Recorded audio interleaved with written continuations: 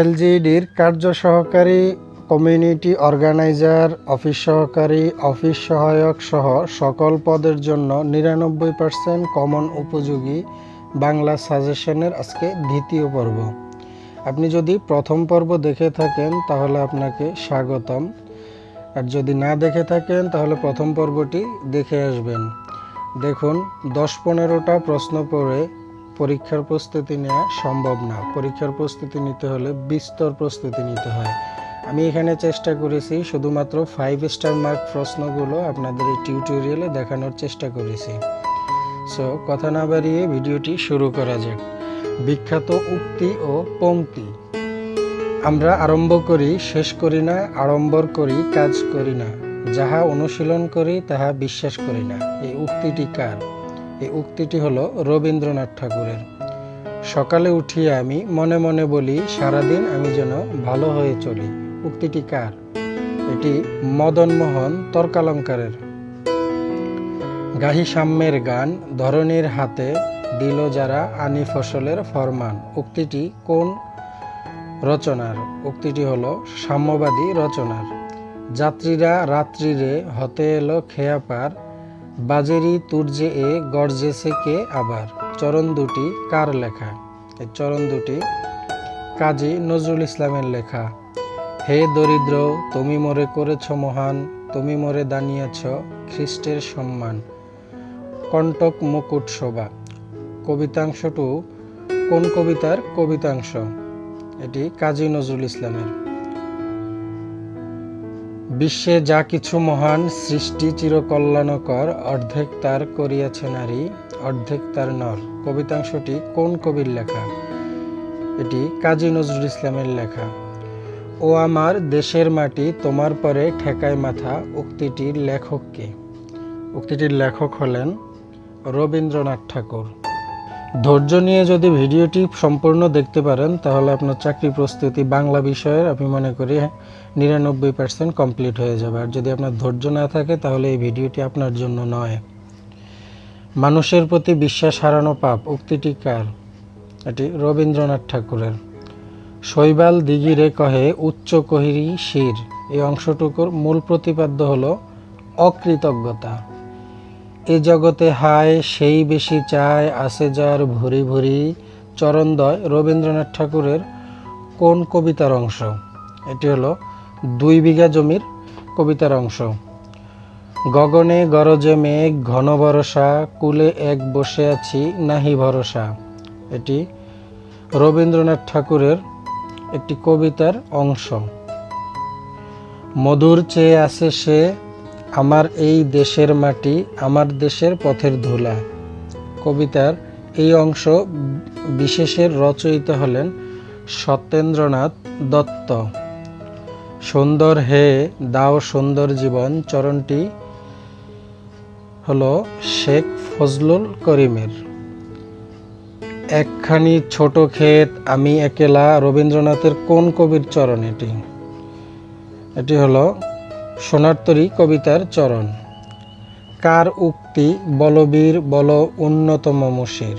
এটি কাজী নজরুল ইসলামের উক্তি। যতকাল রবে পদ্মা যমুনা গৌরী মেঘনা বহমান। উক্তিটি কার? উক্তিটি হলো অন্নদা শঙ্কর রায়। জীবে প্রেম করে যেই জন, সেই জন সেবিছে ঈশ্বর। এটি হলো স্বামী বিবেকানন্দের উক্তি। লোকে বলে বলে রে ঘর বাড়ি ভালা না আমার। কার লেখা? এটি হাসন রাজার লেখা। এটি একটি গান। কোথায় স্বর্গ কোথায় নরক, কে বলে তা বহুদূর। এটি হলো শেখ ফজলুল করিমের রচনা। যে জন দিবসে মনের হরষে জ্বালায় মোমের প্রতি। কার উক্তি?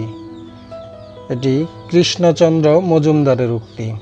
বাবুই পাখিরে ডাকি বলিছে চড়াই, কুরে ঘরে করো শিল্পের বড়াই। এটি হলো রজনীকান্ত সেনের উক্তি। নানান দেশের নানান ভাষা, রামনিধি গুপ্ত এটি রচনা করেছেন। পরের কারণে স্বার্থ দিয়া বলিয়ে জীবন, মন সকলই দাও। কার উক্তি? এটি কামিনী রায়ের উক্তি। বাংলা ভাষায় তদ্ভব উদ্ভব হয়েছে কোন ভাষা থেকে? বাংলা ভাষার উদ্ভব হয়েছে গৌড়ী অপভ্রংশ থেকে। বাংলা ভাষার বয়স কত? বাংলা ভাষার বয়স প্রায় 1000 থেকে 1400 বছর। ভারতীয় আর্য ভাষার নিদর্শন যে গ্রন্থে পাওয়া যায় তাকে বলা হয় ঋগ্বেদ। বাংলা সাহিত্যের মধ্যযুগ হল 1201 থেকে 1800 খ্রিস্টাব্দ। বাংলা ভাষার অন্ধকার যুগ হল 1201 থেকে 1350 খ্রিস্টাব্দ। চর্যাপদে সর্বাধিক পদকার হল কান্নুকা। আপনারে লয়ে বিব্রত রহিতে বা আসে নাই কেহ অবনী পরে, এটি হলো কামিনী রায়ের উক্তি। একটুখানি ভুলের তরে অনেক বিপদ ঘটে, উক্তিটি হলো আবুল হোসেন মিয়ার। বিদ্যে বোঝাই বাবু মশাই চরি শখের বোটে, মাঝিরে কন বলতে পারিস সূর্যি কেন উঠে, এটি হলো সুকুমার রায়ের উক্তি। আমাদের দেশে হবে সেই ছেলে কবে, কথায় না বড় হয়ে কাজে বড় হবে, এটি কুসুম কুমারী দাসের উক্তি। ভাত দে হারামজাদা তা না হলে মানচিত্র চিবিয়ে খাবো, রফিক আজাদের উক্তি। এখানে যারা প্রাণ দিয়েছে রমনার ঊর্ধ্বমুখী কৃষ্ণচূড়ার নিচে, উক্তিটি হলো মাহবুব আলমের। মার চোখে নেই অশ্রু কেবল অনল জ্বালা, দু চোখে তার শত্রু হননে আহ্বান, এটি মোহাম্মদ মনিরুজ্জামানের উক্তি। কালি ও কলম কি? কালি ও কলম এটি হলো একটি পত্রিকা। থিয়েটার পত্রিকার সম্পাদক হলো রামেন্দ্র মজুমদার। বাংলা একাডেমি থেকে প্রকাশিত ষান্মাসিক পত্রিকা কোনটি? ষান্মাসিক পত্রিকা হলো ধান শালিকের দেশ। জন্মই আমার আজন্ম পাপ, উক্তিটি হলো দাউদ হায়দারের। মধ্যযুগের বাংলা সাহিত্যের প্রথম নিদর্শন শ্রীকৃষ্ণ কীর্তন। বৈষ্ণব পদকর্তা চণ্ডীদাস কতজন? বৈষ্ণব পদকর্তায় এখানে হলো 4 জন। পদাবলীর প্রথম কবি হলো বিদ্যাপতি। পাখি সব করে রব প্রতি পোহাইল, পংক্তিটি এটি হলো মদনমোহন তর্কালঙ্কারের। চর্যাপদ আবিষ্কৃত হয় কোথা থেকে? নেপালের রাজ গ্রন্থশালা থেকে, এটি 1907 সালে আবিষ্কৃত হয়। শ্রীকৃষ্ণ কীর্তন কাব্যের বড়াই কি ধরনের চরিত্র? বড়াই হলো রাধা কৃষ্ণের প্রেমের ধুতি। চর্যাপদ হলো মূলত গানের সংকলন। মধ্যযুগের বাংলা সাহিত্যের অন্যতম নিদর্শন মঙ্গল কাব্য। আমারই সন্তান যেন থাকে দুধে ভাতে, এই প্রার্থনাটা করেছেন ঈশ্বরী পাটানি। বাংলা সাহিত্যের মধ্যযুগের শেষ কবি বা মঙ্গল কাব্যের কবি হলো ভারতচন্দ্র রায়। বেহুলা চরিত্রটি কোন মঙ্গল কাব্যের সম্পদ? মনসা মঙ্গল কাব্যের সম্পদ। বড়র পিড়িতে বালির ভাত, ক্ষণে হাতে দড়ি ক্ষণের চাঁদ, চরণ দুটি কার রচনা? এটি ভারতচন্দ্র রায়ের রচনা। মধ্যযুগের শ্রেষ্ঠ কবি হলো আলাওল। অন্নদামঙ্গল কাব্য কার রচনা? অন্নদামঙ্গল হলো ভারতচন্দ্র এর রচনা। মনসামঙ্গল কাব্যের একজন প্রধান রচয়িতা হলো বিজয়গুপ্ত। কোন কবি ধর্মমঙ্গল কাব্যের প্রণেতা? রূপরাম চক্রবর্তী। মহাভারতের শ্রেষ্ঠ অনুবাদক কাশিরাম দাস। বাংলা ভাষায় কোরআন শরীফের অনুবাদক ভাই গিরিশচন্দ্র সেন কোন ধর্মের অনুসারী? তিনি ব্রাহ্মণ ধর্মের অনুসারী। মধ্যযুগের সবচেয়ে উল্লেখযোগ্য মুসলমান কবি হলো আলাওল। শাহ মোহাম্মদ সগীরের উল্লেখযোগ্য কাব্যগ্রন্থ কোনটি? Yusuf Zulekha. It's a important প্রশ্ন, 5 স্টার মার্ক করা প্রশ্ন। আমি এখানে যেই প্রশ্নগুলো দেখাচ্ছি সবগুলোই 5 স্টার মার্ক প্রশ্ন। আলাওল কোন রাজসভার কবি ছিলেন? তিনি আরাকান রাজসভার কবি ছিলেন। আলাওলের তোহফা কোন ধরনের কাব্য? এটি হলো নীতিবাক্য। কোন কবির উপাধি কবি কণ্ঠহার? বিদ্যাপতি।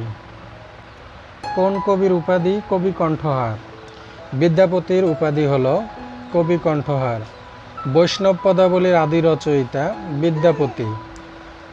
বিদ্যাপতি কোথাকার রাজসভার কবি ছিলেন? তিনি মিথিলা রাজসভার কবি ছিলেন। শোনো মানুষ ভাই, সবার উপরে মানুষ সত্য, তাহার উপরে নাই, এটি চণ্ডীদাসের লেখা। রূপ লাগি আখি জুড়ে গুণে মন ভোর কার রচনা? এটি জ্ঞান দাসের রচনা। কোনটি ময়মনসিংহ গীতিকার উপাখ্যান? জয়চন্দ্র চন্দ্রাবতী হলো ময়মনসিংহ গীতিকার উপাখ্যান। ময়মনসিংহ গীতিকা সংগ্রহ করেছেন কে?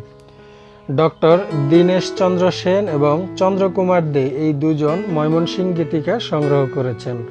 ময়মনসিংহ গীতিকার মহুয়া পালার রচয়িতা দ্বিজ কানাই।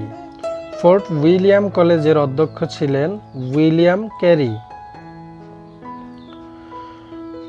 উইলিয়াম ক্যারি কলেজটি স্থাপিত হয় 1800 সালে। বাঙালির রচিত বাংলা সাহিত্যের প্রথম মুদ্রিত গ্রন্থের নাম রাজপ্রতাপাদিত্য চরিত্র। বাংলা ভাষায় সর্বপ্রথম যতিচিহ্নের প্রচলন করেন ঈশ্বরচন্দ্র বিদ্যাসাগর। বাংলা গদ্যের জনক ঈশ্বরচন্দ্র বিদ্যাসাগর। কোন গ্রন্থ প্রকাশের মাধ্যমে বাংলা সাহিত্যের নতুন যুগের সূচনা হয়? বেতাল পঞ্চবিংশতি, এটির মাধ্যমে বাংলা সাহিত্যের নতুন যুগের সূচনা হয়। কবি কায়কোবাদ রচিত মহাশ্মশান কাব্যের ঐতিহাসিক পটভূমি ছিল তৃতীয় পানিপথের যুদ্ধ। আলালের ঘরের দুলাল কার লেখা? এটি প্যারীচাঁদ মিত্র এর লেখা। বাংলা ভাষার প্রথম ঔপন্যাসিক প্যারীচাঁদ মিত্র। বাংলা সাহিত্যের প্রথম উপন্যাস আলালের ঘরের দুলাল। বিষাদ সিন্ধু কোন যুগের গ্রন্থ? বিষাদ সিন্ধু হলো আধুনিক যুগের গ্রন্থ। বাঙালি মুসলিম নাট্যকার রচিত প্রথম নাটক কোনটি? বসন্ত কুমারী। বাংলা সাহিত্যের প্রথম উল্লেখযোগ্য মুসলমান সাহিত্যিক কে? মীর মোশাররফ হোসেন। বিষাদ সিন্ধু কী ধরনের রচনা? এটি একটি উপন্যাস। জমিদার দর্পণ নাটকের নাট্যকার মীর মোশাররফ হোসেন। বাংলা সাহিত্যের প্রথম সার্থক উপন্যাস দুর্গেশ নন্দিনী। কপালকুণ্ডলা একটি রোমান্টিক উপন্যাস। কোনটি বঙ্কিমচন্দ্র চট্টোপাধ্যায়ের রচনা? বিষবৃক্ষ হল বঙ্কিমচন্দ্র চট্টোপাধ্যায়ের রচনা।